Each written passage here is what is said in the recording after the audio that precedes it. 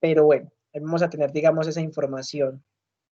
Les cuento, hoy voy a hablar sobre un trabajo que nombré entre la psicodinámica y las clínicas del trabajo, placer, sufrimiento y malestar. Este trabajo lo hice en escrito tipo artículo con apoyo de Sandrita. Se va a publicar en la revista Interamericana de Psicología Ocupacional el próximo año y tiene un motivo específico. Ahí se acaba de chocar un carro afuera de mi casa. Tiene un motivo específico y es que todavía hay mucha confusión, incluso desde las asignaturas del pregrado NEAFIT, que es donde está esta discusión del malestar, e incluso en Brasil con Ana Magnolia Méndez y con Lilian Daisy Ghisoni, respecto a cuál es, que es la diferencia entre sufrimiento y malestar. ¿Por qué es tan importante también diferenciar la psicodinámica y la clínica del trabajo? Y porque una teoría habla de las estrategias de defensa y otra teoría de la inteligencia desplegada. Entonces, los que hemos hecho tesis en placer y malestar o en placer y sufrimiento nos estamos equivocando al hablar de inteligencia desplegada porque no es de la psicodinámica del trabajo, sino de la clínica del trabajo. Es importante tener en cuenta eso dentro de nuestros conceptos y nuestras investigaciones. Y es más, incluso es importante tener en cuenta esto dentro de nuestras intervenciones como psicólogos o practicantes psicólogos. Porque es que lo que yo me entero ya a partir de la práctica profesional, por ejemplo, es que esta teoría no solamente se aplica al trabajo, sino que también se puede aplicar a lo académico. Incluso otra investigación que estoy haciendo, yo estaba muy enfocada en el tecnoestrés laboral, pero resulta que yo le puedo hacer cambios, al igual que el placer y el malestar. Y es, ¿por qué no llevarlo también al contexto académico? ¿Por qué no llevarlo a otros contextos? Al fin y al cabo somos interdisciplinares. Entonces, este es como el motivo de esta investigación o por la que surgió. Si les cuento cómo lo hice, me gozaría. Antes de empezar, pues, como a hablar sobre esto. Y es, un día era las 2 de la mañana, estaba yo mirando el computador, ya estaba cansado de jugar porque yo juego un jueguito, valga la redundancia, que se llama Valorant y ahora Amonos. Y yo dije, no, no voy a jugar más, pero no tengo sueño, ¿qué voy a hacer? Y dije, ve, hace falta un artículo sobre este tema, un textico sobre este tema, porque ya hay mucha teoría en malestar, hay mucha teoría en sufrimiento, hay muchos artículos prácticos, pero hace falta un artículo teórico que hable de los dos. Y me lo hice en 3 días, pero trasnochando. O sea, me lo planteé a las 2 de la mañana, me quedé hasta las 5 de la mañana ese día. Al otro día me desperté como a las 2 de la tarde, comencé a trabajarle y en 3 días lo acabé. Ya Sandrita me ayudó con la cohesión textual, me ayudó también a agregarle un poquito más de teoría. Y ahí es donde se forman los artículos raros, así como también en el semillero, de repente aparecieron 3 ideas de investigación y ¡pum! Ya ahora Paulina me imagino que ya tiene entrevistas, Juan Carlos Espinal participando en selección, y así es como se dan las investigaciones. Entonces a mí siempre me ha gustado ser anecdótico en este tipo de cosas. Ya entrando, digamos que a la carne, vayamos a la introducción. Pregunta, ¿sí pasó de página o no?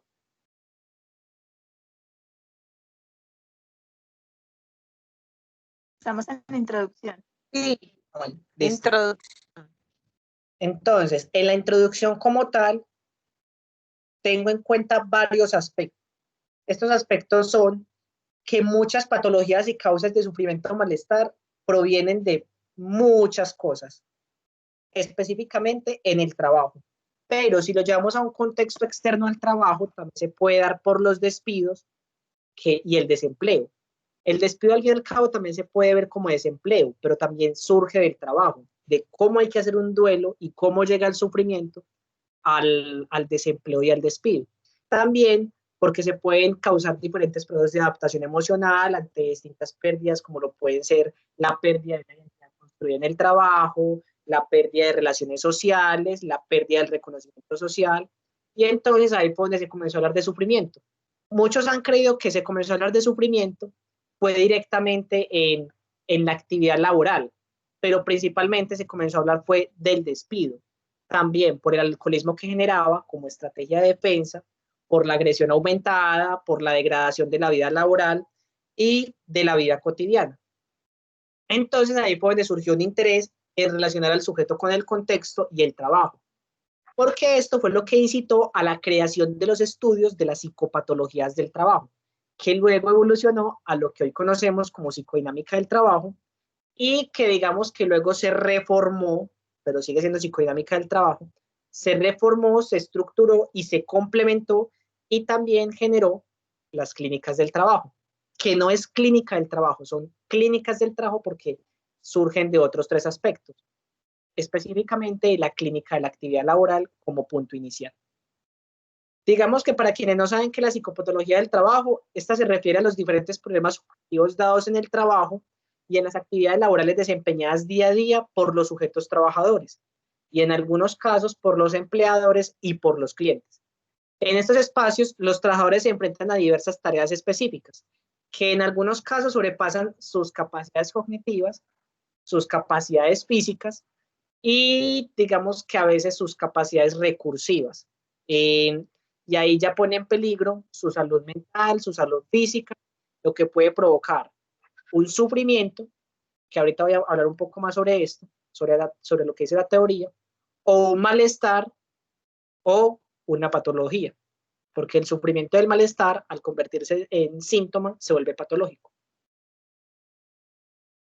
Entonces, de acuerdo con lo anterior, se hace necesario entonces indagar sobre el placer, malestar y sufrimiento en el trabajo, en tanto estas son causas directas de la patologización del mismo, y que evidencian que, como dije yo en mi tesis en algún momento, que las psicopatologías del trabajo han aumentado por la evolución de los métodos de estructuración de este. Cuando aumenta la presión productiva, se destruyen los lazos sociales, se destruyen las relaciones sociales y entran al mundo del trabajo, que aquí no me gusta decirlo mucho mundo del trabajo porque ya esto es algo general, algo generalizado en la sociedad del cansancio, el individualismo, la deslealtad y el aislamiento. Y digamos que esto comienza a, yo recuerdo que en mi tesis, que por eso es que lo comento acá, en mi tesis yo puse la destrucción de las relaciones laborales, de las relaciones del trabajo. Mi jurado me puso eso en rojo y me dijo, qué peligrosa palabra, pero yo aún insisto en que eso puede destruir y degradar las relaciones laborales. Y cuando se degrada la relación laboral, se degrada el trabajo, porque si un solo individuo en el sistema falla, todo el sistema falla. Y por eso es tan importante tener en cuenta esto, desde la psicología y la administración de empresas en la selección de personal. Es necesario tener en cuenta los perfiles, los rasgos de personalidad, la psicología clínica, la clínica del trabajo, en los procesos de selección para poder decir, este sujeto no nos va a dañar, yo a veces tiro palabras muy fuertes, dañar las relaciones laborales, la cultura organizacional y va a provocar un sufrimiento colectivo. En una asignatura que se llama habilidades de mediación decían que el sufrimiento es individual, pero yo contrario a eso. Yo digo, el sufrimiento puede ser individual, pero el sufrimiento también se puede contagiar, especialmente en el mundo del trabajo. ¿Cómo así que se puede contagiar? Resulta que yo hoy mi jefe me regañó muy fuerte. No, qué rabia, mi jefe me tiene súper enojado, no aguanto, estoy cansado de este trabajo. Es que mira lo que me pasó, le cuenta a un compañero. Y el compañero comienza a darse cuenta que él también sentía lo mismo, que es el tema de la verbalización. Entonces, el sufrimiento es el mismo, pero lo que cambia es la subjetividad, pero sigue siendo el mismo. La razón, el jefe es muy regañón. ¿Cómo lo sintomatizan? De forma diferente, pero el sufrimiento sigue siendo el mismo. Esa fue mi crítica a esa parte que mencioné de Jules y que nos la hicieron recalcar también en la asignatura Habilidades de Mediación de la Universidad de David. En ese sentido, los psicólogos del trabajo y las organizaciones, actuando como los clínicos del trabajo, que digamos que es lo que está ocurriendo aquí en Colombia especialmente, ya en Brasil hay otras formaciones como la psicología social del trabajo o propiamente los clínicos del trabajo, tenemos, porque yo me incluyo ahí, la misión de intervenir, es que es más, incluyámonos todos, incluso los de administración, los de antropología, porque es que esto es algo interdisciplinar. Tenemos la misión de intervenir las psicopatologías presentes en las organizaciones de forma indirecta. Esto los psicólogos. También tenemos la misión de intervenir estos aspectos de relaciones laborales, de, digamos, las reglas de trabajo, las reglas inherentes y comunes del trabajo, para disminuir este sufrimiento, pero al mismo tiempo, ya en un sentido funcionalista, sin dejar la productividad de lado. Porque cuando un sujeto siente más placer en las organizaciones, menos sufre. Más productivo es y menos sufre. Pero también tenemos una intervención directa por medio de las consultorías o psicoterapia de los trabajadores. En este sentido, se hace necesario un análisis dinámico de los procesos psíquicos movilizados dentro de las instituciones, no organizaciones, sino dentro de las instituciones laborales o incluso personales, porque se da el malestar externo. Por ejemplo, el Estado, la familia y la organización. Y así se confronta al sujeto con la realidad y su relación con el deseo. Desde esta perspectiva, el sujeto es aquel que porta sus propias vivencias, vicisitudes, que pueden darse por miedos, esperanzas, principios, dolores, crianza, entre otros. Hago énfasis en crianza porque digamos que desde la teoría psicoanalítica y la psicodinámica, la crianza, las relaciones y el apego juegan un papel muy importante en la personalidad futura, en todo contexto del sujeto. Esto puede relacionarse con la necesidad, el apego, lo familiar, la crianza, el trabajo, la cultura. Se relaciona con la necesidad creada en los trabajadores de reconocimiento, que también se puede dar por las maneras de organización del trabajo y su relación con los síntomas generados por el trabajo, que pueden ser físicos, psíquicos o relacionales. Pensemos en esta actualidad con el teletrabajo, con esta nueva normalidad. Se crean nuevos síntomas físicos, se crean nuevos sufrimientos, se crean nuevos malestares y ya tenemos una nueva posibilidad de intervenir.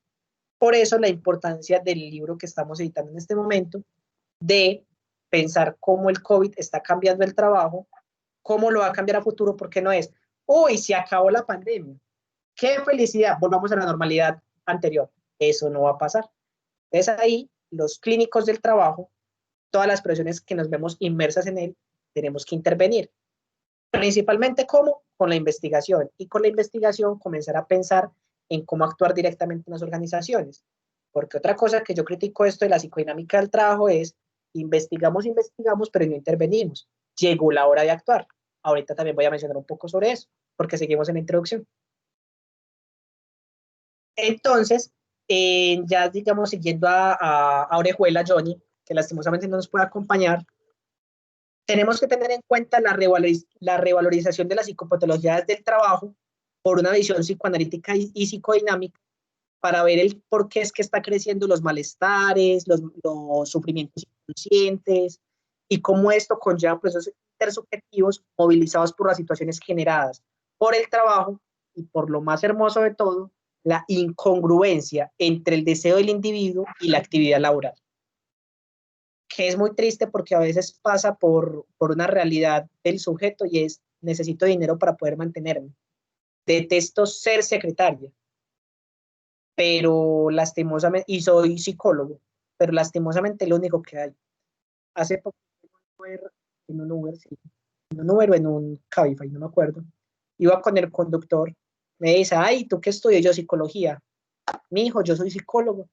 La verdad fue gracioso después, en humor negro, pero la historia que él me contaba era como, yo hago esto porque tengo que mantener a mi familia y tengo que mantenerme a mí.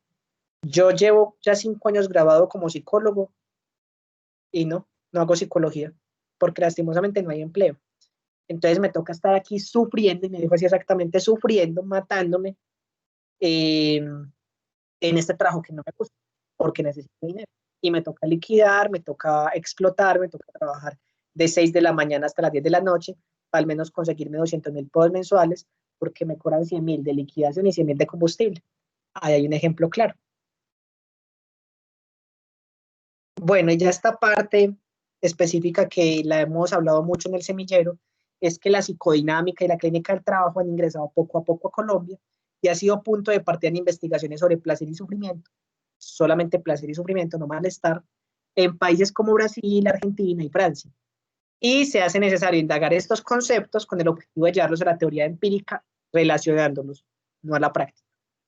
Esto haría posible iniciar o mejorar las intervenciones en las instituciones laborales, reconociendo los diversos recursos subjetivos construidos por los individuos para conservar la salud y el equilibrio mental, teniendo en cuenta que la psicodinámica del trabajo trata de identificar y analizar el uso de las estrategias de defensa, individuales o colectivas, que ayudan con la reducción constante del malestar y el sufrimiento en el trabajo.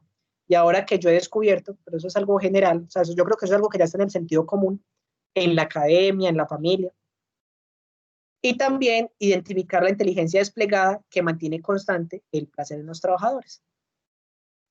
Ahora, Uy, se me enredó esto acá.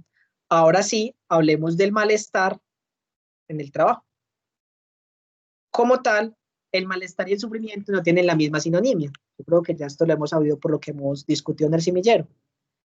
Dentro de la psicodinámica y la clínica del trabajo, es importante tener en cuenta que ambos de todas maneras son inherentes al ser humano. El ser humano sufre por naturaleza y siente malestar por naturaleza. De George menciona que el sufrimiento es una disputa entre los mecanismos de defensa, no las estrategias de defensa, y el funcionamiento normal de la psique contra las presiones de las actividades laborales dadas por las organizaciones, que comúnmente, más en Colombia, se encuentran desestabilizadas y con poca estructura. Esta disputa procura por la búsqueda de un equilibrio que mantenga una cierta normalidad en el comportamiento de los individuos para que así se satisfagan los criterios y deseos sociales considerados entre el común. ¿Cómo así que deseos sociales? En la época de los boomers, ¿qué era lo que querían los boomers? Que les dieran en el trabajo. Les gustaba, según lo que ha dicho, por ejemplo, Orejuela, y también la antropología, Marda, Carlos Marianao, mencionaban que estos deseos sociales en los boomers era simplemente un descuento para productos de niño, o un descuento para ropa, o descuentos para gafas.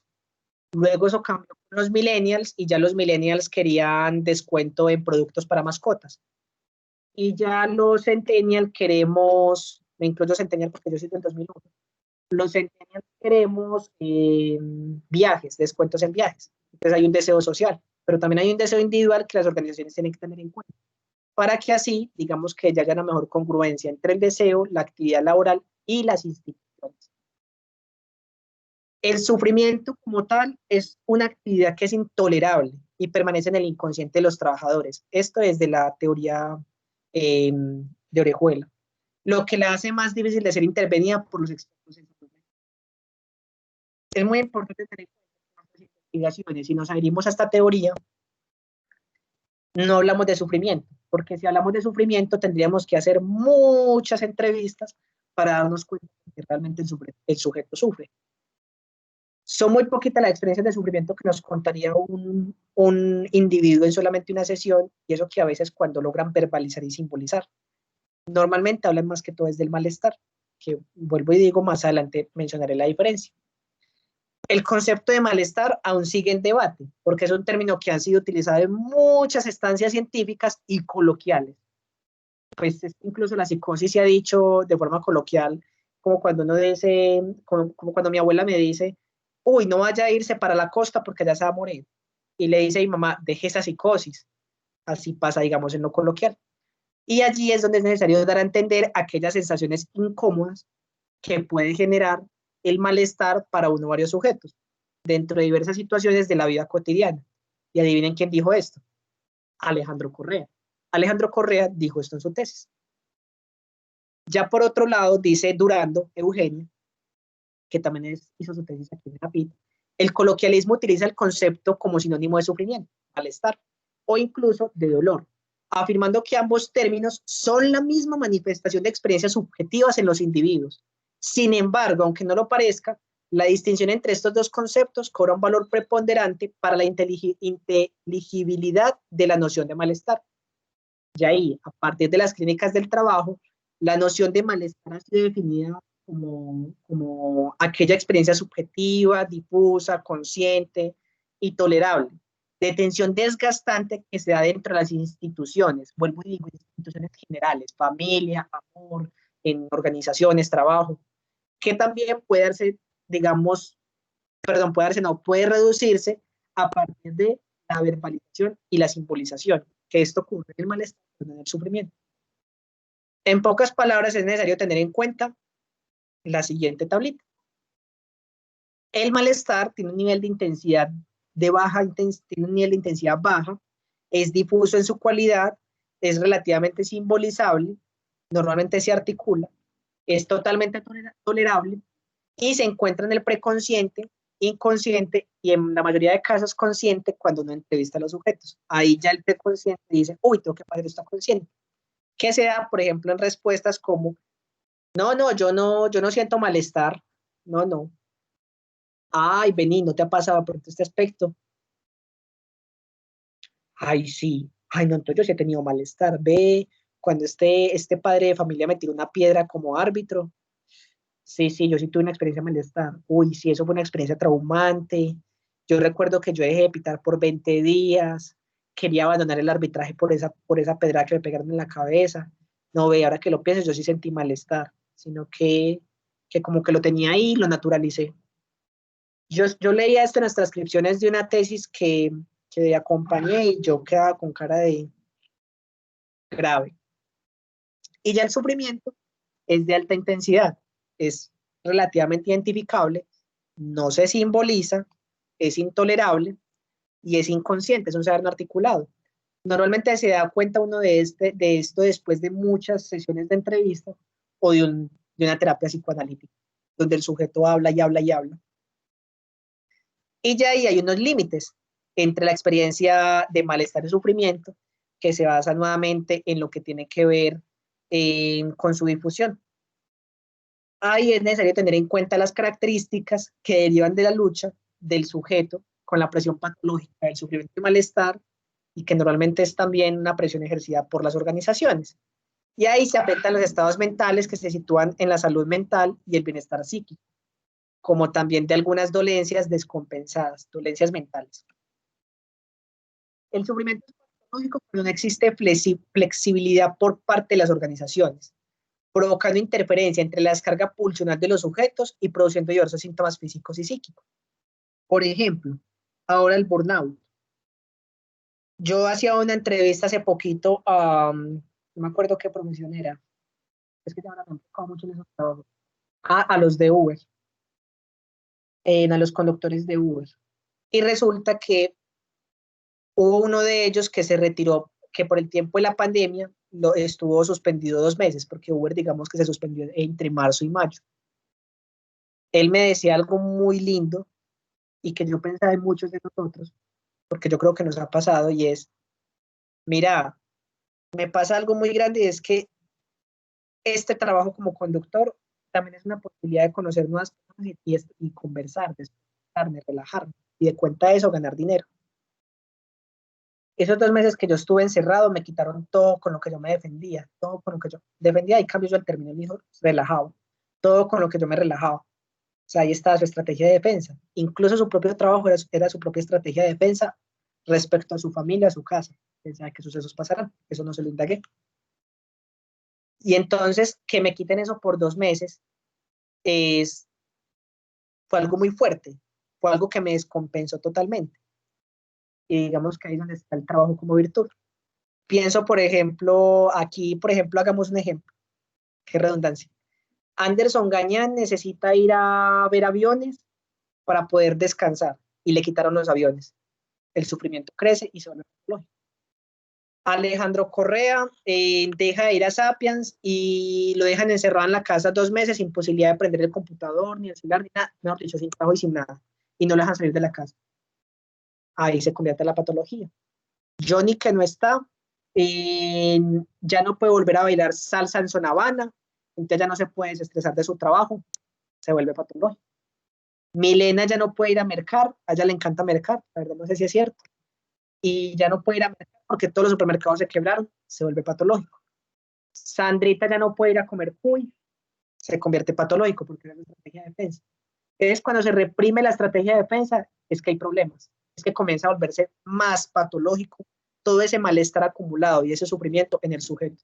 Y se convierte en burnout o en casos más graves, karoshi, que es como por ejemplo lo que pasó con muchas personas que se han suicidado en el metro, en organizaciones. Y sabemos que las organizaciones son un lugar donde muchas personas se suicidan. Y esto tiene una representación. No sé si se han visto una película, se me olvidó cómo se llama. Madre, voy a mirar si la tengo por aquí. Denme un segundo.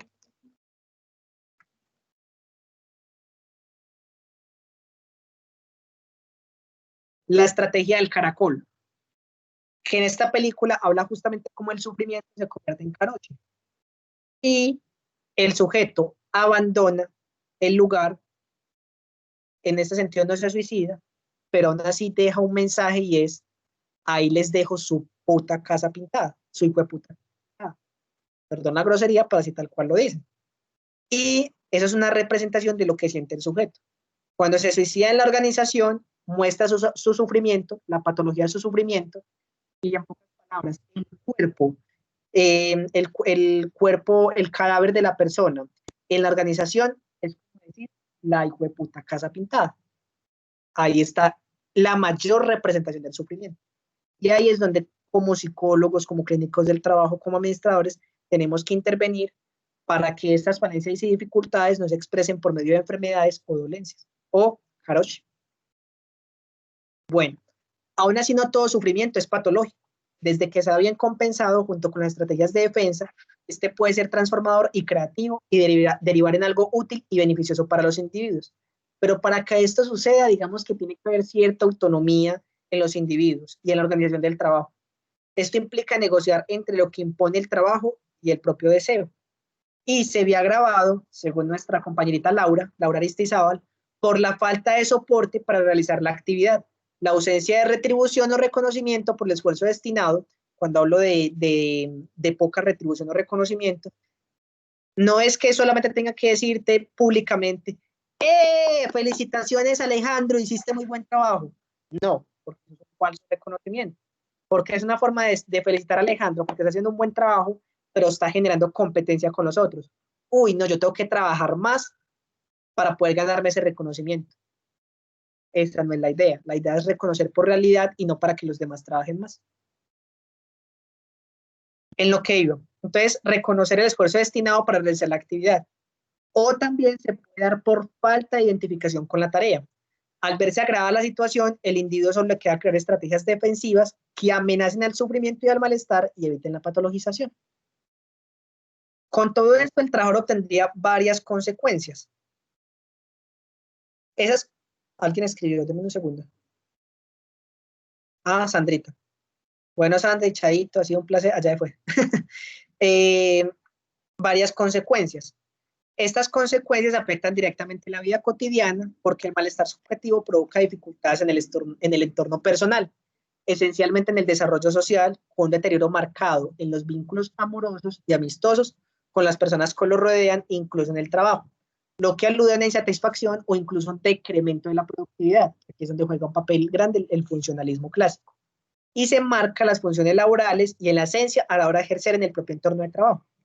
Yo discutía mucho con una chica seleccionada personal de Sura Asset Management. Ella, yo la conocí en la entrevista ya, era amigo de ella. Me habló como un mes después de que me dijeron allá que no.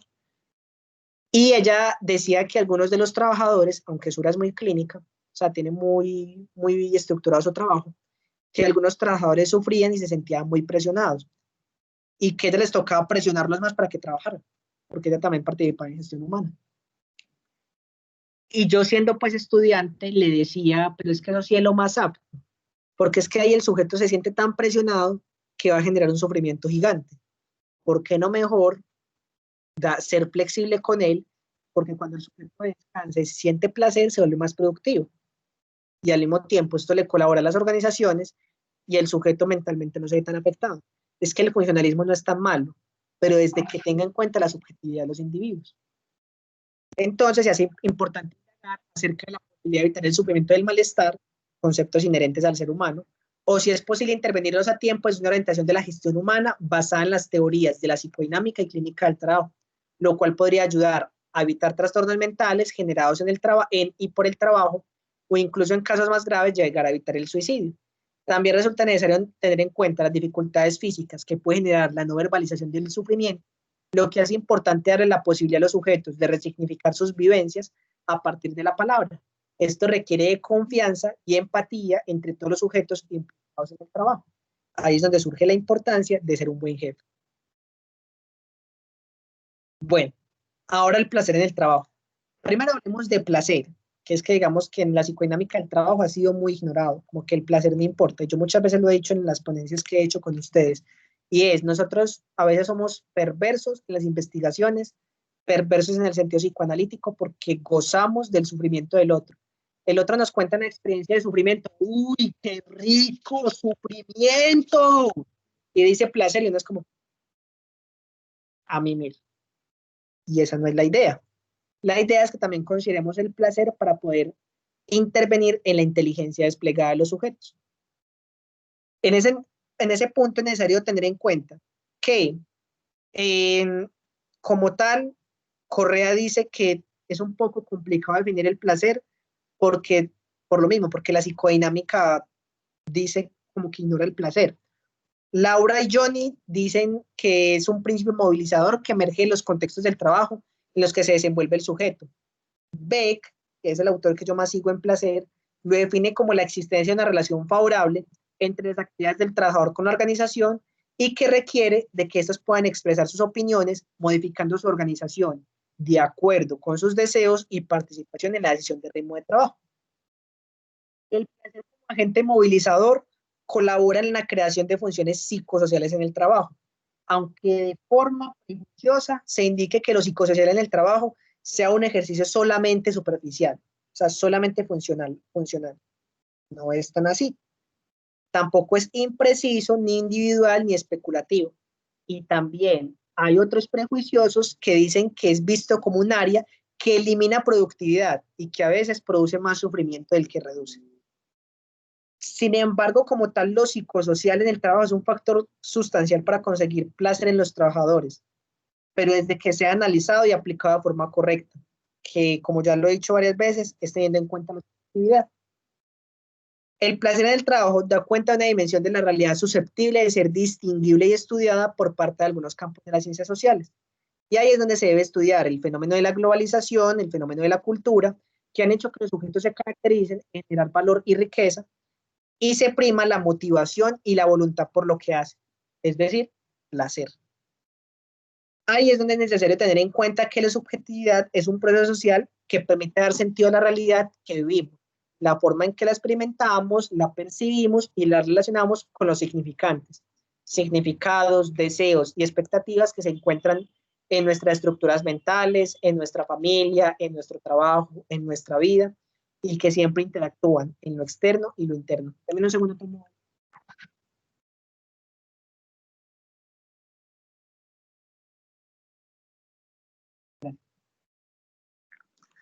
El placer además cumple con una función de integración de entre los trabajadores. Como tal, es la forma en la que el sujeto encuentra un sentido a su existencia. Mencioné también en malestar que el trabajo es observado como una virtud, que permite que el sujeto pueda sentirse identificado y hacer parte de la cultura.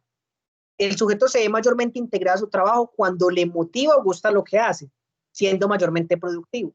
Por el contrario, cuando no siente motivación o el trabajo no sigue sus ideales, se verá menos integrado, afectando su salud mental y con ello su rendimiento. Un ejemplo clarísimo. Una chica atención al cliente que no le gusta atender clientes. Usted llega a un negocio, a un local, y está la chica atendiendo y es así, en la caja. La chica no es mala trabajadora, no le gusta su área. A la orden. ¿Qué desean? ¿Qué le colaboro? Ay, es que yo quiero una camisa. ¿De qué color? Como la cara. Me gusta negra. Negra no hay. No, y esa camisa que hay allá. Ah, sí, solamente hay esa. Bueno, muchas gracias. Y eso se ve mucho. Y uno le indaga a estas personas, porque yo he hecho la tarea, pero obviamente no lo hago al mismo tiempo. Por ejemplo, yo una vez actué, yo a ustedes les digo los nombres de las organizaciones porque les tengo mucha confianza y porque como tal no hay problema con eso. Estoy hablando mal de ellos. Fruta fresca. Una chica me atendió mal un día, pero los 3 días la entrevisté, ella como que no se acordó de mí, hablé con ella, le pregunté qué le parecía atender al cliente. No, esto es lo peor, a mí nunca me ha gustado, pero bueno, yo necesito platica para poder sostenerme en la universidad, yo estoy estudiando, no me acuerdo qué era, ingeniería de sistemas, y pues me toca sostener. Entonces ahí es donde juega un papel muy importante esto de la motivación. Pero ahí hay un punto, un declive, y es, los sujetos necesitan trabajo. Entonces a veces uno le toca aplicar el principio de realidad y decir, temporalmente tengo que adaptarme a este trabajo, porque o si no voy a perder clientes y me van a sacar. Y también voy a quedar con un reporte negativo de mi hoja de vida para ingresar a una empresa que realmente sí me gusta. Digamos que hay aspectos muy, muy importantes que tener en cuenta dentro de nuestra ley de trabajo y también dentro de la psicología y el cliente, psicología del consumidor. Desde la psicodinámica del trabajo, en algunos casos, en algunas ocasiones, se olvida que el placer también apoya la intervención sobre el malestar de los trabajadores. En tanto se logre mantener a través de la inteligencia desplegada, podrá colaborar en la posibilidad de los sujetos de sentirse autorrealizados, reconocidos por parte de una cultura o institución, y así se permite la reducción del malestar causado por la desestimación y por la desmotivación. Pues como tal el placer, sabemos que el placer permite que el sujeto tenga una singularidad que lo llevará a beneficiarse tanto a él, a su psique y también al trabajo. Bueno, las estrategias de defensa, como tal, que ya hasta las conocemos más. Sabemos que las estrategias de defensa hacen referencia como al despliegue también de la inteligencia individual y colectiva para reducir el sufrimiento en el trabajo y el malestar. Se diferencia un poco de las estrategias de afrontamiento, porque las estrategias de afrontamiento van específicamente que el sujeto olvide o trate su patología, mientras que la estrategia de defensa se enfoca más a evitar la patología, prevenirla. Y digamos que la estrategia de defensa reduce las condiciones de insatisfacción que comprometen la vida psíquica del sujeto y que son evaluadas singularmente por cada uno en relación con las condiciones materiales, simbólicas y relacionales comprometidas con el desempeño del trabajo. Anna Freud siempre ha dicho que las experiencias infantiles de los individuos son las que ayudan a que se formen estas estrategias defensivas, o como ella los llama, mecanismos de defensa, ya que éstas se ven firmemente articuladas con las formas en cómo el sujeto confronta su vida, sus acontecimientos y sus problemas. ¿Qué nos dice Alejandro Correa de esto? Que las estrategias de defensa que utilizan los trabajadores para enfrentar las dificultades dadas por las actividades laborales diarias y digamos que van en contra de lo que desea el sujeto, operan con el fin de reducir los peligros patológicos que puedan derivar del malestar y el sufrimiento. Él lo menciona solamente el malestar, yo le agrego el sufrimiento. Entonces, con esto uno dice, bueno, pero las estrategias de defensa solamente son individuales, son singulares. Pues no, las estrategias de defensa son individuales y colectivas. Colectivas que pueden surgir a partir de un grupo de individuos o de incluso de los reglamentos y procesos de intervención en las propias organizaciones. Y a veces uno dice, entonces si los grupos crean estrategias colectivas, entonces realmente el sufrimiento es singular, es individual. Ahorita sí que decimos esto.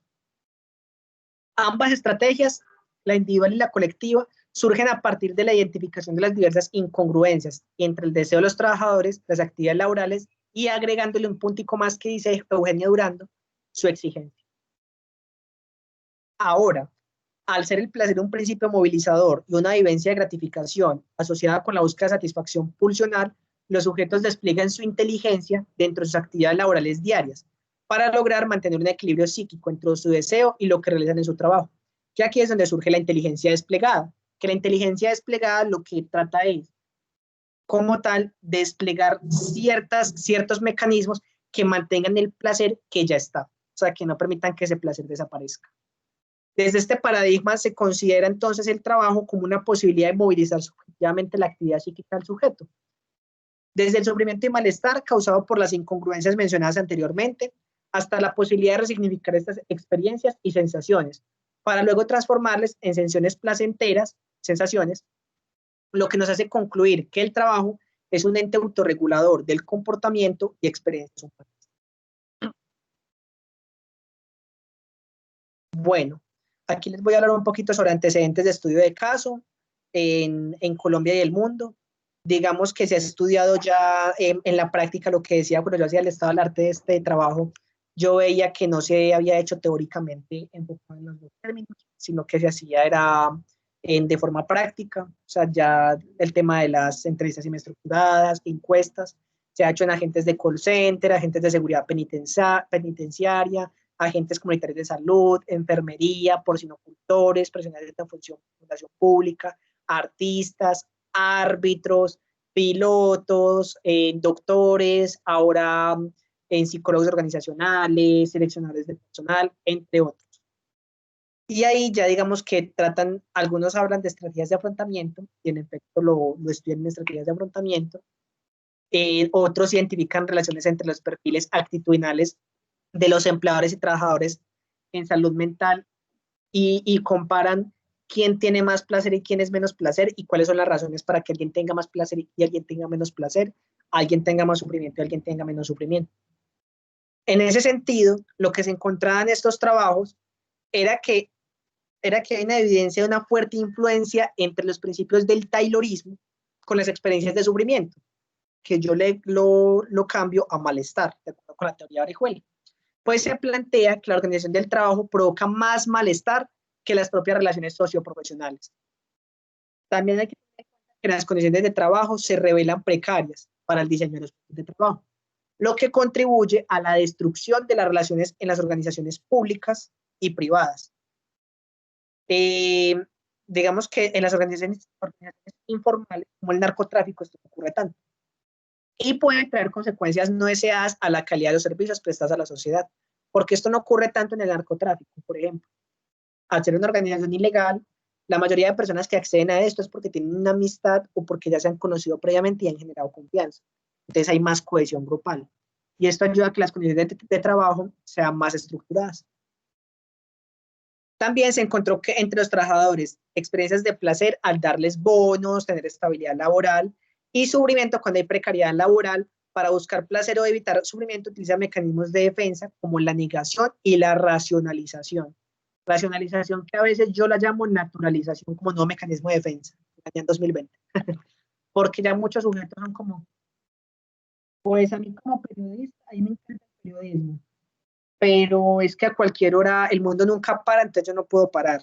Entonces yo tengo que aceptar eso, tengo que naturalizar ese sufrimiento y seguir trabajando. Pues, ¿qué más se va a hacer? Ya hay un error. Bueno, se evidencia que las vivencias de placer están amparadas en las posibilidades de... Denme un segundo, por favor.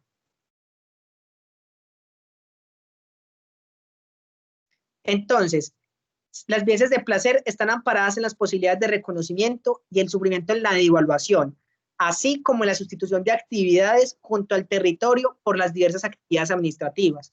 Los dolores físicos y el desgaste mental se encuentran en el trabajo, los cuales se perciben desamparados frente a la complejidad de los problemas que requieren atención en la comunidad. Aquí ya podemos meter un poquito más la teoría de la psicodinámica del trabajo, donde se concluye la necesidad de espacios de escucha a la demanda por valorización del trabajo. Muchos sujetos demandan esto, la escucha, la posibilidad de dar voz, así no sea voto, pero dar voz ante las decisiones organizacionales. Y ahí va el encuentro del rescate de los presupuestos del propio modelo de atención y de la acción interprofesional. Vuelvo y digo, ahí está la necesidad de espacios de escucha a la demanda por valorización del trabajo, lo que va al encuentro del rescate de los presupuestos del propio modelo de atención y de la acción interprofesional. Ya digamos que como tal, se concluyó en este trabajo que las clínicas del trabajo y la psicodinámica del trabajo se interesan por relacionar la vivencia subjetiva de sufrimiento, malestar y placer de los sujetos, lo que hace necesario identificar las cuestiones fundamentales del valor relativista de la subjetividad con la economía cognitiva de los individuos y su relación con el trabajo, notablemente dada cuando se estudian las dolencias mentales descompensadas. Y así se encuentra lo que llamamos una clínica de la normalidad, que colabora con la reducción del malestar sobrepuesto por el sufrimiento o con el mantenimiento del placer en el trabajo. Ahí, digamos que se trata de conocer las descompensaciones graves que deberían en psicopatologías del trabajo y también en afectaciones físicas y psicológicas en los sujetos que aparecen como normales y sublimados por la actividad laboral.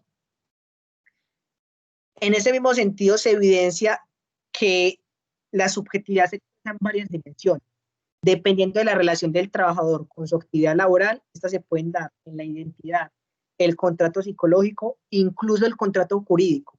Y en efecto, las vivencias de placer y malestar en el sufrimiento en el trabajo que poco a poco se han ido introduciendo en Latinoamérica, Colombia, Argentina, en Brasil, que no es Latinoamérica, con resultados favorables. Y en Colombia, que ha iniciado la apertura a la teoría en sus facultades de psicología y hace poquito que las facultades de sociología. Como tal, se usaron las siguientes referencias bibliográficas. a ellos que como 20 veces. Y muchas gracias.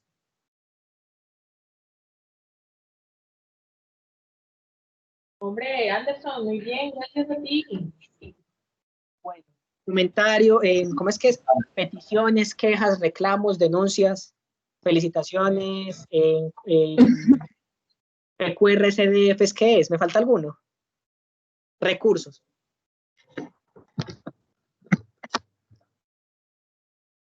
A mí me quedó sonando la frase que tú dijiste, aprender a ser buen jefe, porque es demasiado retador en virtud de que hoy el concepto de jefe genera choque, ¿cierto? No gusta, ya nadie quiere tener jefes, todos quieren tener líderes, coaches, etcétera. Y volver a pensar en el buen jefe tiene que ayudarnos a volver a darle a esa palabra el verdadero sentido de liderazgo en el marco de la empresa, porque se ha llevado la palabra jefe a lo peor cuando es muy gratificante y muy bueno tener buenos jefes.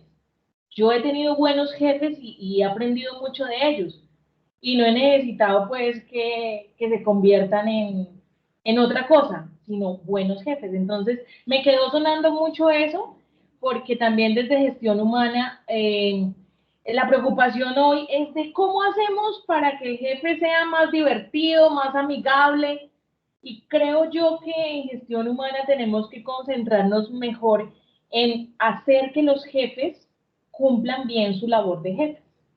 Eso es lo que te quiero decir. Muchísimas gracias y saludos a los que no he saludado. Ahí yo pienso en algo muy importante y es que es lo mismo que pasa entre la palabra trabajador y empleado.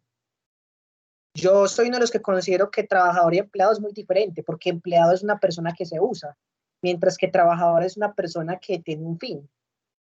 Es lo mismo jefe y líder. Digamos que yo también podría cargar en un error porque yo también prefiero la palabra líder. Porque yo digo, en términos de buen jefe, que es una persona que los capacita al equipo, que acompaña al equipo, que los prepara para los desafíos, que lo perciben como alguien flexible, pero que también pone límites, porque un buen jefe necesita límites, pero yo no se pone a ver esa definición que yo doy, es igual a líder. Entonces es más bien tener un jefe líder, porque es que también se conoce jefes que no son líderes, que están ahí es porque tienen una especialización en gerencia, porque, y es que el título no es lo que vale es la capacidad que tenga la persona.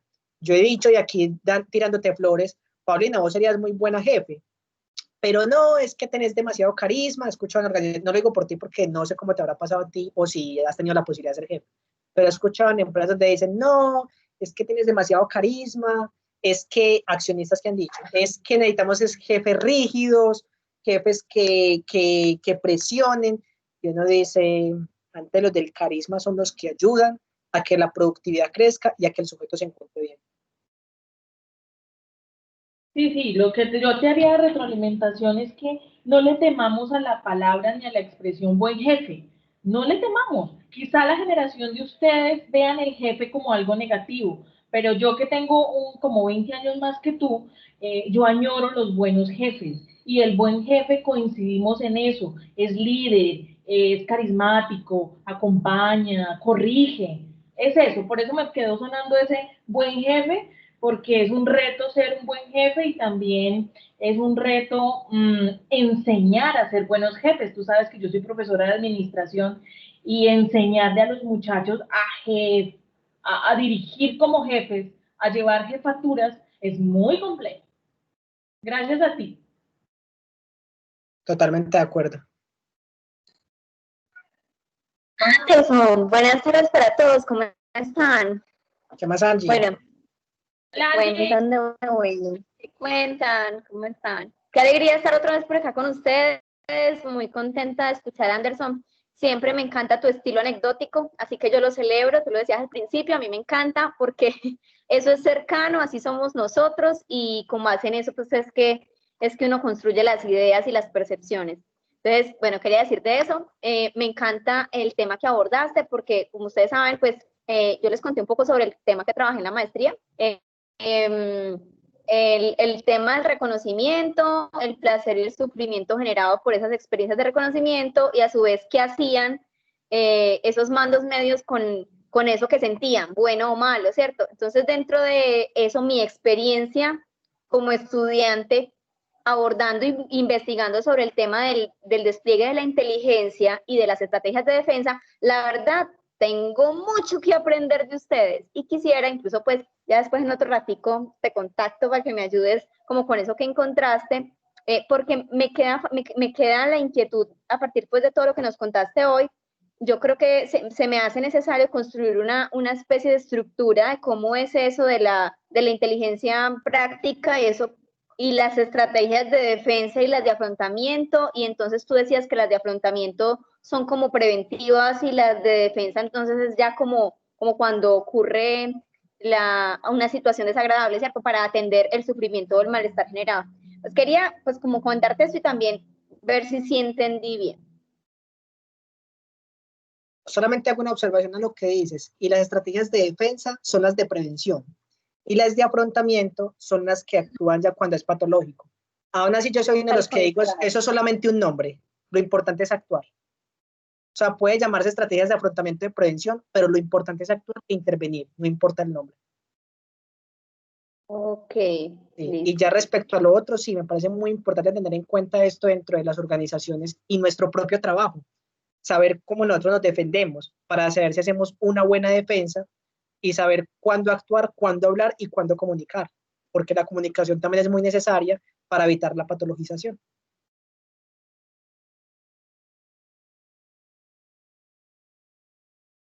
No, gracias por todo esto. Listo, gracias a ti, Angélica. O Angie.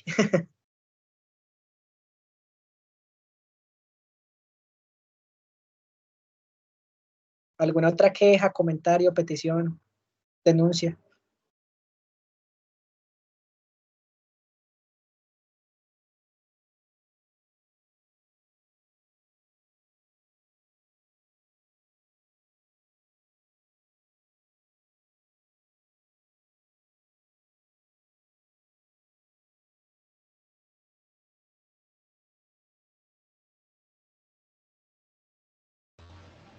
Juan Gabriel no tiene la mano levantada.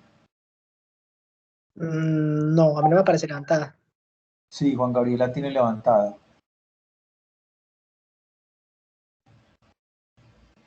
Juan. Bueno, pues aprovechemos de una vez. Pues primero que todo felicitarlo a Anders, me parece que es un tema muy significativo y principalmente usted que yo creo que ya es un tema para toda su vida, que ya es un proyecto personal y profesional. Entonces, siempre tener esa curiosidad y ese deseo por seguir reconociendo el tema que se está planteando, pero no solamente quedarse con uno, sino tratar de identificar otras perspectivas, es muy importante. Bueno, ahora que los escuchaba hablar a usted con Paulina de los nombres, por ejemplo, lo que es el jefe, el líder, o lo que es, digamos, el otro concepto del empleado o el trabajador, hay uno que es muy recurrente y es el del colaborador. Entonces, hay algunos que no están de acuerdo con ese término porque dicen que no, yo no soy un colaborador, yo soy un trabajador o quizás un empleado, porque estoy, en algunos casos, algunos suponen que el empleado es solamente por una cuestión de un contrato, pero digamos, ellos lo que plantean es que, bueno, ¿yo por qué sería un colaborador? Porque distingo la palabra colaborador, o sea, que somos compañeros de labor, o porque mi trabajo no es lo suficientemente significativo como para haberse visto como algo que implica un trabajo real en la empresa. Entonces, por ejemplo, también lo relaciono con los cambios que hay en los departamentos. En un momento era recursos humanos, luego gestión humana, talento humano, desarrollo humano, ahora es bienestar, hay algunos que son de felicidad. Entonces, de cierta forma también, yo no sé si esto ya se hubiera investigado anteriormente, pero también, por ejemplo, me pregunto qué sentido tiene cambiarle el nombre a un departamento o a un rol cuando se sigue haciendo lo mismo. Entonces, yo creo que básicamente lo que se hace es distorsionar otros términos para generar la misma perversión. Entonces, pues no sé, me generó también como esa inquietud de qué podía pasar si uno indagara mucho más a raíz del por qué se decide, aunque yo supongo el por qué se deciden esos cambios y son esos nombres, pero también como llegar a ese conocimiento real, no quedar solo como en esa hipótesis. Y bueno, felicitación. Listo, gracias Juan. Sí, es algo muy charro y ahora que lo pienso porque no lo había indagado mucho es, cada término cambia. Como pasar a ser de conductor de transporte público, los taxistas por ejemplo, a socioconductor de Easy Taxi. Eh, ya socioconductor, colaborador, trabajador, empleado, eh, proveedor, bueno, ya a todo le ponen un nombre diferente. También yo creo que eso tiene que ver, es una hipótesis, tiene que ver con el fenómeno de los centennial y los millennial, que aunque dicen que somos muy sensibles, o sea, que muy fácilmente nos sentimos, bueno, eso también a veces es cierto. Y es, no, es que yo no soy empleado, que mira que yo le dije ahorita, yo no soy empleado porque es que eso es que me están usando. Pero es lo mismo que yo le decía a Angélica, a veces el nombre no es tanto lo que importa, sino lo que significa y lo que hace. Si yo hago mi trabajo como un trabajador en definición, yo creo que como me llamen no debería afectar. Pero es bueno hacer una investigación sobre ese tema para ver qué tanto afecta en la psique y también cómo afecta a las organizaciones y por qué se han dado estos campos. Interesante ese tema. Gracias, Juan.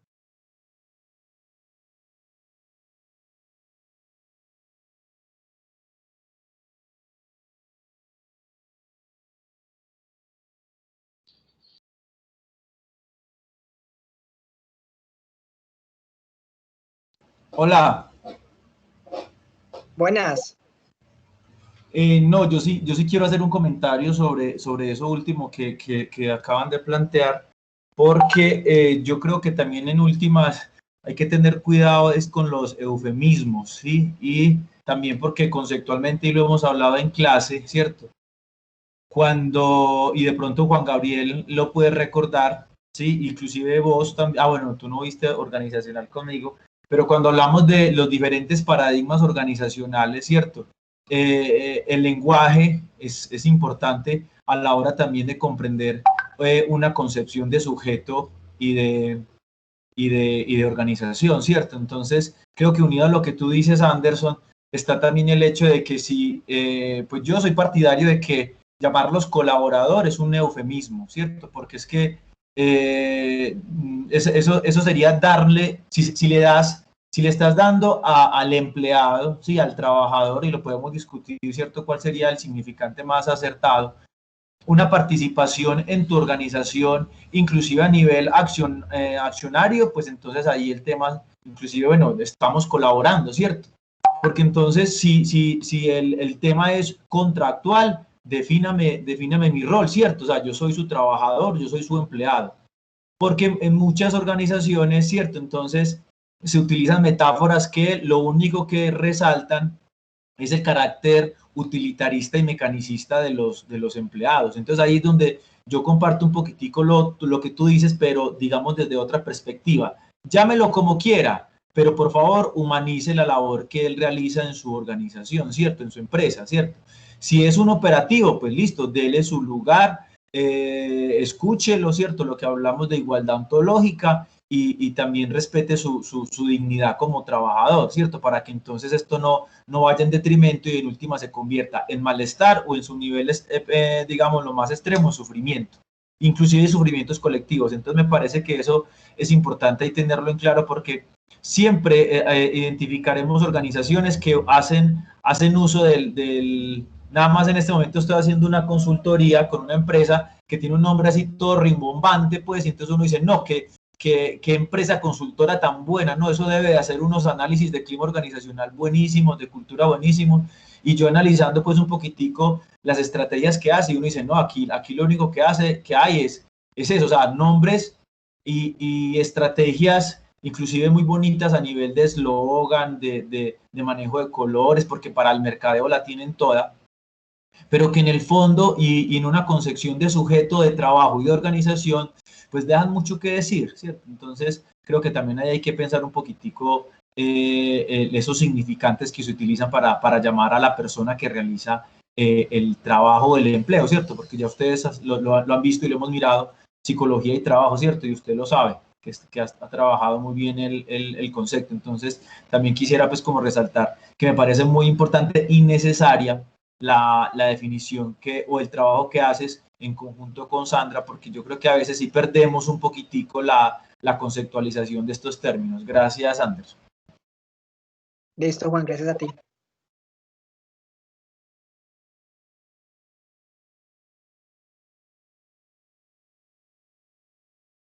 A mí me gustó mucho ahora como lo dijo Pauli, y incluso por eso estoy de acuerdo, Anderson, en lo que tú planteabas de la investigación de cuál es el efecto del término en la psique de las personas, y complementar eso también como con un paralelo de contrastar. Y también, como lo decía Juan Carlos, hay que ir a ver qué hay adentro en realidad, cómo funciona, porque pues incluso a mí me ha tocado en diferentes organizaciones que nombran el nombre del trabajador o empleado o colaborador, eso no tiene como ninguna coherencia con la forma en que son las prácticas con esos empleados, por decirlo así, o con los trabajadores o con los colaboradores, ¿cierto? Con las personas no hace la diferencia. Incluso se ve como que es algo cultural.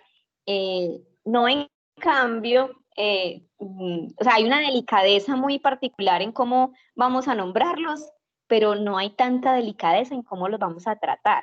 Entonces, me parecería súper interesante que a partir de este semillero saliera algo como una investigación alrededor de eso. Sí, a mí también me parece un tema muy interesante y así es como salen las investigaciones, en ideitas así. Me parece que es algo que se puede planear a futuro, a corto plazo.